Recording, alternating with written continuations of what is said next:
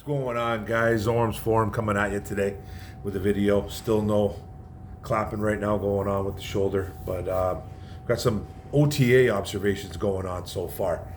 I just did one a few videos back where the rookie minicamp, they only kind of reported one day, and I can only get one day out there, scouring for some stuff. There wasn't really much going on, just the one day they reported.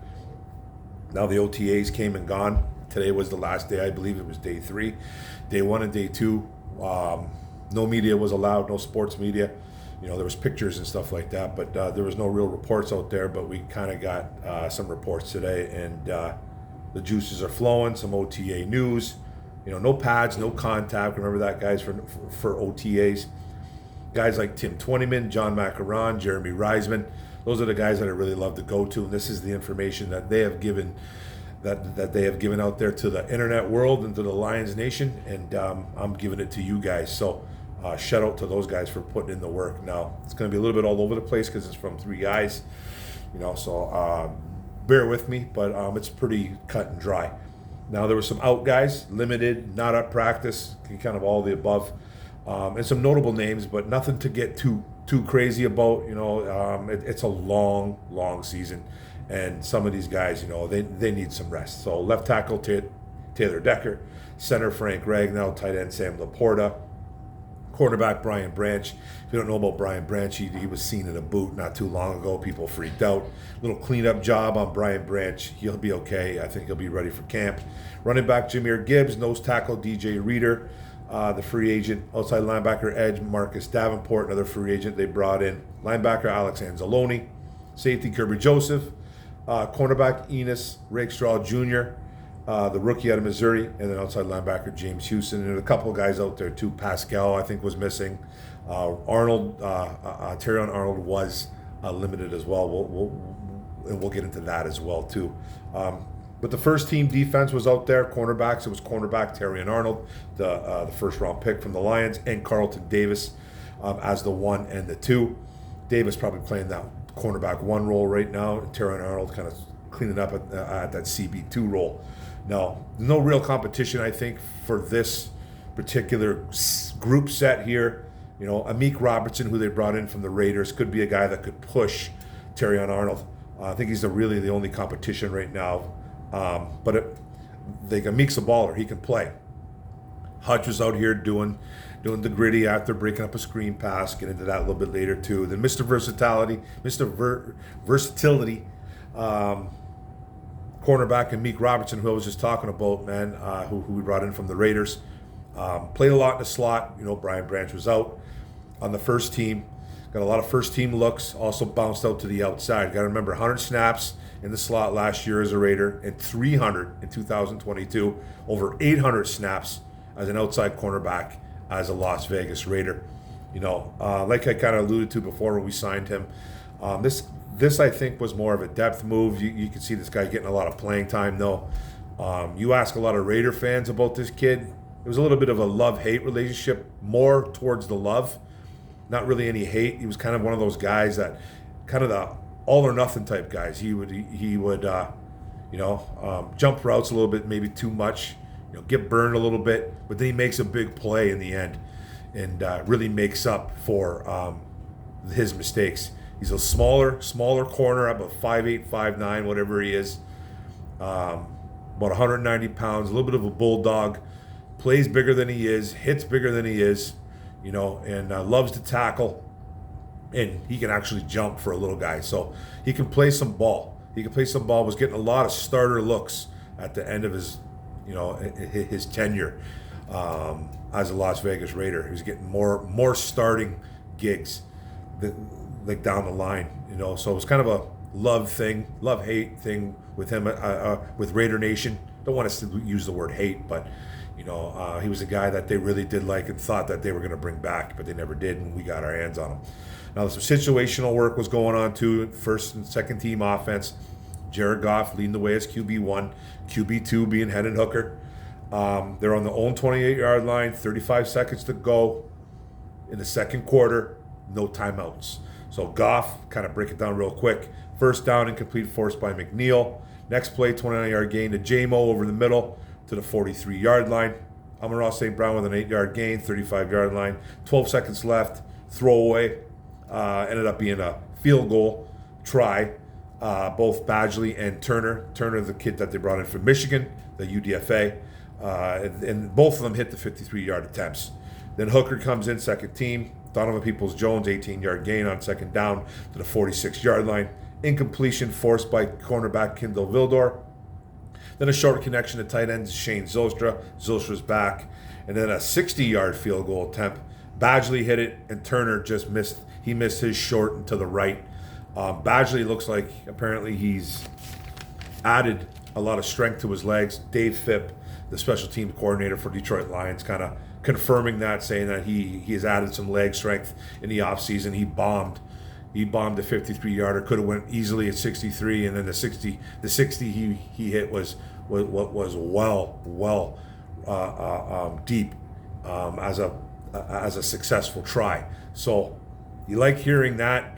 I know there's a lot of talk about bringing in more kickers, especially this Bates kid out of the Michigan Panthers. I don't really know if that's going to happen. It's super early. I think that league doesn't end until June, June something, June 6th. You might want to correct me on that. But don't hold your breath and think that they're going to bring in Bates. And I'm not saying because Badgley is some special kicker all of a sudden. I'm just saying, Bates is going to have a lot of looks from a lot of NFL teams. So don't think it's a guarantee that he's coming in here. It'd be nice. It'd be nice to bring him in, have him compete with Badgley. Maybe Turner doesn't make it. Who knows? Turner was nothing special at Michigan, and I'm a Michigan fan. He wasn't terrible, but he was nothing special. Then you got cornerback Emmanuel Mosley. He's out there doing some walkthroughs on 11-on-11s. No helmet, running around a little bit. Suffered torn ACLs in back-to-back seasons, by the way. I don't expect nothing from Emmanuel Mosley. He won't be ready for a long time. I feel like his return date will kind of be like last year. It's going to be like month to month. You know what I mean? It's even longer. It's going to be even longer. He didn't play till last year? Week 5, week 4, hurt right away. Now he's got both these ACLs.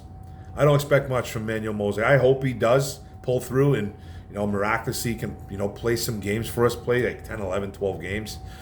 I just don't see it. I don't expect much from Emmanuel Mosley. It'd be nice if he could, though. But it's good to see him out there. Then play of the day was wide receiver Caden Davis, another UDFA that the Lions actually signed to the roster. He had an over-the-shoulder catch deep from Hendon Hooker, beating Kindle Vildor. It looked like it could have been a pass interference on Caden Davis, but it was still a nice play. And then Goff did have a slow start to the day, though he settled in nicely with a few rhythm passes, getting the juices going. He did have a deep ball to J-Mo. That was nice, but it was unfortunately dropped. It was a little bit outstretched for J-Mo. I don't know if I'll talk about it again. I probably wrote it a second time, but it would have been a really nice catch by J-Mo apparently. But it's a catch that he needs to make. Then Hooker, according to Jeremy Reisman, his words, bit of a mixed bag on him. Had some really nice zip of the ball. He makes throws that you don't see a lot of quarterbacks making apparently, but his accuracy was inconsistent.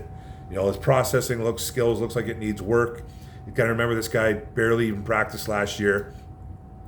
Didn't practice the year before, and you know what I mean? He was banged up. He's just been banged up, recovering, rehabbing.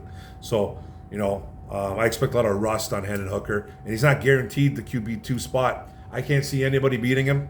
I can't see a guy like Nate Sudfeld beating him. I can't see Theo Day, whatever his name is, and then that Cade Patterson kid. I can't see any of those guys beating out Hooker, but it's not being handed to him. But I'm going to call him QB2 for the moment because I think that they really want him to be that. But yeah, his processing skills need a little bit of work. He was almost picked off by Robertson, slowing up the process. Needs to work on his feet a little bit. And then he kind of turned it around and he had a really nice pass to running back James Funk. He was very, very patient, and read the play nicely, read the defense nicely, and kind of dumped it off to James Funk, who turned it upfield. So, it's kind of a mixed bag. He's doing the good and the bad. Now, the running backs, Sione Vaikai, a fourth round guy that the Lions went up to get, that Holmes went up to get, a kid out of Utah. Got some starter looks. Jahmyr Gibbs was out. He really bailed out Hendon Hooker on a bad throw. Went over his head, went up and got it, turned into a 20-plus yard gain. Kid's got natural hands. This is like the second time I've read this about him, that his hands look very natural. And this is a kid that didn't get a lot of playing time at running back. This guy barely played running. He had like 42 carries in college. Remember that. So he got more safety experience than he does running backs, but they love him as a running back. So, he's going to be a special team. He's going to be a utility knife for this team. He's going to be that utility kind of knife. And the tight ends, there was really nothing out to report. Laporta wasn't there. Nobody really stood out, apparently. Wide receivers, Campbell, Dan Campbell coming out and calling J-Mo the most improved, most impressed guy so far of camp that he's seen. That's really good news for J-Mo fans and Lions fans in general. You really want to see J-Mo grasp that wide receiver 2 spot this year, and he's got that opportunity. He's still out there. He's looking a little more relaxed this year, apparently. Still quick as hell. Fast, not quick. And he did make a couple of mistakes on walkthroughs. He was notably upset. He did have that drop from Goff, but it would have been a really nice catch, outstretched arms. So I can't really fault him too much, apparently, for that. Didn't see it, but from what the reports are out there from guys like Tonyman and Macaron and Reisman, is that the catch, not a miracle catch, but it would have been a really tough catch. But he's still got to make those catches if you're going to be wide receiver 2 here. You just have to. You got to make those catches. No mental mistakes. Catch everything. That's how you're going to stay as wide receiver 2. And I don't see anybody really pushing him for wide receiver 2. It's not going to be, I don't think it's going to be Khalif Raymond. I don't think it's going to be Donovan Peoples-Jones or Antoine Green. Those guys are going to play their role, but it is J-Mo as wide receiver 2. It really, unless they go out and get somebody, which I don't think they're going to right now. So he did have a drop ball. Got to bring those in. You got to make those catches, man, if you're going to be wide receiver 2. Wide receivers, Antoine Green was getting some first-team reps, though. DPJ as well, kind of switching back and forth. Donovan Peoples-Jones did have a nice 20-yard play with the second team. Now the O-line work, remember, no Decker, no Ragnow. O-line 1, first team, Skipper at left tackle, Graham Glasgow at left guard, center Michael Nice, right guard Kevin Zeitler, the free agent from Baltimore, and then Penei Sewell, the all-world right tackle. That was your one. That was your O-line 1. O-line number 2, Connor Galvin, the UDFA they brought in last year from left tackle from Baylor. Christian Mahogany at left guard. The rookie out of Boston College, Michael Neese, again in the second team. So Michael Neese getting some looks. Natane Mutai at right guard, and then Colby Sorsdal at right tackle. And then O-line number 3, the third team, Giovanni Manu, the rookie out of University of BC at left tackle. Left guard was Brian Hudson, another UDFA they brought in, the rook. Another rook, Kingsley Agwakan, the center. Keep an eye on this kid right here. This kid is probably going to shoot up the depth chart. I really like this kid out of college. Some injuries, though. But this kid probably should have been drafted, Kingsley Agwakan. Remember that name. He's a kid out of Florida. Really good center. Just had some unfortunate injuries. But watch, for that kid's going to shoot up the depth chart. I'm telling you right now, he will, if he stays healthy, and I hope he does. And then Matt Farniok, right guard, and then still at right tackle, Colby Sorsdal right now. Now it's looking like, it's early, but it's looking like Colby Sorsdal might be going back to his college days and sticking out offensive tackle. It's super early. It's May. It's May, but it's out there. It's being reported. It's all speculation. But because if you remember him at William and Mary, he was primarily a left tackle with a little bit of right tackle experience in him, but mainly a left tackle. But he's playing some right tackle here. When we brought him in, when we drafted him last year as a rookie, they switched him over to guard. Because they liked him at guard. And right now he's playing some tackle spot. Tomorrow could be a whole different thing. Who knows? But right now it looks like he's kind of going back to his old days. They're keeping him at tackle. He was playing left and right tackle on Thursday, by the way. Giovanni Manu is buried in the depth chart. Kind of expected. This is the guy that was moved up to get. Played against Canadian talent. Not bashing Canadian talent. I'm Canadian myself. but it's not as good as the American talent, as the D1 and D2 schools. It's just not. This kid is a developing player. He's a massive human being. He thinks he's going to be playing a lot of guard, but they did have him at left tackle. So that's a good sign that they want to see him there. But he's buried in the depth chart right now. He's got a lot of work to do, Giovanni Manu, and I think he'll do it. Then Mahogany, he was getting some left guard, and he's getting some left guard looks. During rookie minicamp, he was getting right guard looks. So they're liking him at left guard and right guard. He's primarily a guard. You're not going to see Mahogany at center. You're not going to see Mahogany at tackle. I'd be very shocked. He just did not. He's not a versatile player. One of the only players that kind of Brad Holmes went after that's not versatile is Christian Mahogany. But it's another guy that probably should have been drafted higher. We did take him in the 6th, I believe. He probably should have went in the 4th, maybe 3rd. But it's a guy that we got late, suffered some injuries, but played really well last year, and kind of slipped to the 6th round, and we got him. So, but he's a left guard, right guard. That's where he's going to be. And he's good depth, great depth. And then the D line, remembering, there's no DJ Reader, there was no Josh Pascal. Davenport was missing, and so was James Houston. So Levi O was getting a lot of first team looks. Wasn't really too much reported on him, but he's out there. CFL star Matthew Betts. Played for the BC Lions for the Canadian Football League, was out there. Man, he was taking some first team reps as well, and he was the primary jack linebacker on 7-on-7. So some versatility there. You like to hear that. I'm rooting for that kid. Hutch and McNeil were making the plays out there, though. The two true starters that were out there. Hutch on a screen pass, like we talked about earlier, doing the gritty, had a pass breakup, and then McNeil had a sack against center Michael Nice. Untouched. It looked like apparently Michael Nice kind of had the wrong assignment, and he let McNeil go for the easy sack. And then nose tackle Broderick Martin. You know, if you're new and you don't know about Broderick Martin, he's completely transformed his body. I was going to do a video on this, but I haven't. This is a guy that was another 3rd round guy that Holmes went up and got last year. That was very shocking to a lot of people, including myself, that he was taken so high. This guy was probably round 5 guy. My opinion means nothing, though. But Broderick Martin was on the 2nd team.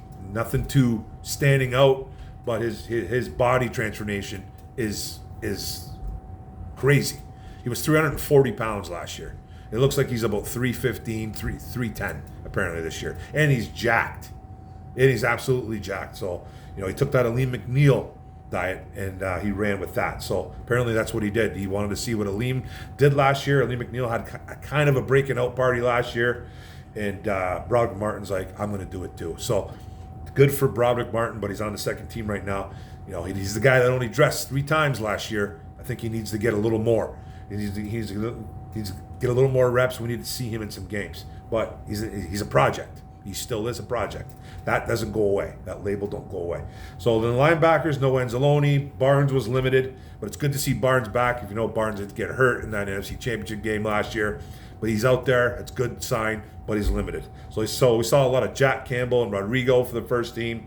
Campbell did get embarrassed by Amon-Ra St. Brown. He had the unfortunate day of covering him on 1 rep, and he kind of made Campbell look a little silly. Amon-Ra St. Brown does that every year. He makes everybody look silly. He's an all-pro wide receiver. But that's a tough goal. That's a tough goal for Jack. So not really too much linebacker news. Cornerbacks, Arnold and Rakestraw, we're both limited. You know, with the Rakestraw Jr., you know, the kid out of Missouri we took in the 2nd round, back-to-back corners. Core injury in college, groin injuries. You know, he was even limited during rookie camp. Now he's limited right now. He's still not 100%. It's obvious. And then Arnold had a little bit of was limited as well. No injury reported. Probably just a little bit of a breather, a little bit of a rest. Nothing wrong with that. But Arnold was getting more reps out there. And then when those guys were kind of sitting out, Rakestraw and Jr., you saw Davis, who was out there balling, and Kendall Vildor as the number 1 and number 2. So Davis is the 1, Vildor as the 2, and then Robertson at the nickel corner. Davis is impressing out there. Carlton Davis, the corner that we picked up from Tampa Bay. You know, it's another, you know, like another guy that's kind of on a 1-year deal, making a lot of money right now here though. He's on a 1-year deal. Yeah, I think he might have restructured a little bit of money, but he's basically playing for a contract.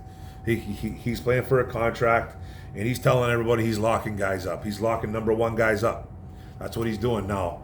Davis has missed some time in the NFL, averaging about 6 games a year the past 3-4 years. He's missed a lot of time. He's a good corner. I personally don't think he's a CB1, but he's better in man. Keep him in man, he's going to be better.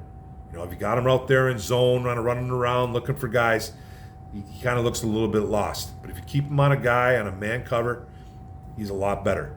He was the number 2 cornerback in the NFL last year behind L'Jarius Sneed in man coverage last year. He was. Now, I say that, but I still don't think he's a true CB1.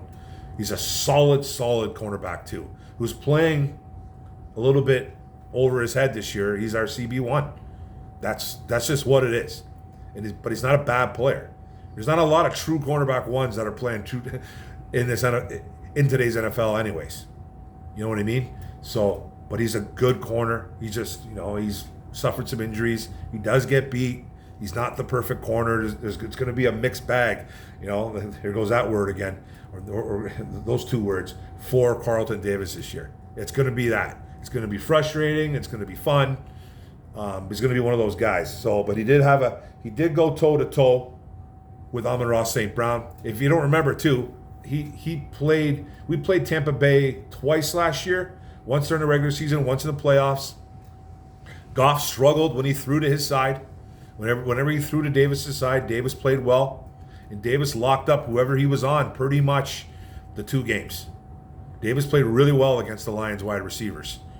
They did. He's up against Amon-Ra, up against Josh Reynolds last year, up against the Khalif. Whoever he was up against, he did very well. Goff struggled against him. And, he went toe-to-toe with St. Brown. They had a couple good matches. He had a nice pass breakup against him. So, and Aaron Glenn likes his attitude. He likes that he gets in people's faces. He's a team guy, though, but he will get in your face, and Glenn loves it. And then he's got Dorsey and Vildor out there. They had a couple pass breakups themselves. And then the safeties kind of ended up with this, guys. No Branch, no Kirby Joseph, iffy with the first team. You saw C.J. Moore and Brandon Joseph in there, splitting time alongside of him. C.J. Moore was talking about his suspension from the NFL last year, saying he never bet on Lions games. And he said he's done with betting altogether. That's probably a good move by C.J. Moore, because he's a really good special team player. They brought back a good football player. C.J. Moore, it's unfortunate. You made a stupid mistake. You bet on your own sport that you're playing in. Just dumb. That really dumb move. And he owns up to it. He owns up to it. But they brought back a hell of a special teams guy. C.J. Moore, he's a safety depth, but he's better at special teams, and they're taking this special team seriously. I'll get into that in a second. But him and Joseph were splitting time alongside Iffy. Iffy almost had a pick on a bad throw by Goff. Got to make those picks. And then UDFA safety Lawrence Strickland, I think he had a pick during rookie camp. He almost had the same type of play happen to him, but Hendon Hooker had a bad throw, and he probably should have came down with the interception. So got to make those plays on defense, but batting the ball down is almost just as good. But make that pick, get those turnovers. Got those turnover buffs coming. You know what I mean? I think it was Will Johnson from Michigan who gifted Terrion Arnold some Michigan turnover buffs, which is cool. And then, like I said, I'll end it here, guys. Lions taking special teams very serious. If you guys know, there's new rules, advantage offense. They're given, they're not given much room for the team kicking the ball off. It's like 75 yards to get down there. It's kind of, and then, so that gives the offense, the special teams, return units, good advantages on trying to get the ball more upfield. Not only does the ball go to the 30-yard line if it's in the end zone, but they have a lot of room now to kind of, the NFL wants scoring. So, and the Lions are taking special teams extremely serious, and I'm sure all 31 other teams are as well too. But we're just focusing on our Detroit Lions. But that's it, guys. That's all I really got. I got the news from Tim Twentyman, Jeremy Reisman, John Macaron, some of the guys that I really, really go to. Those are my go-to guys, and I'm trying to bring it out to you guys. So shout out to those cats right there, man, for bringing the news and doing it well. So that's it, guys. Long video, 25 minutes. Hope you guys got it down. Now the next OTs, the next OTA starts soon again. This was the last one of the Thursday. It was a 3-dayer. Maybe it starts up again next week. I'm not too sure of the dates. I should have looked that up before I came on here. But there'll be another phase coming through as well too. So that's it, guys. Thanks a lot. I really appreciate you guys coming in and watching the video about our alliance. Don't forget to hit the subscribe button on the bottom right. Don't forget to hit the notification bell up top. Don't forget to like, comment, share this out. Appreciate it, guys. One pride, Detroit versus everybody. Let's go, baby. Bang.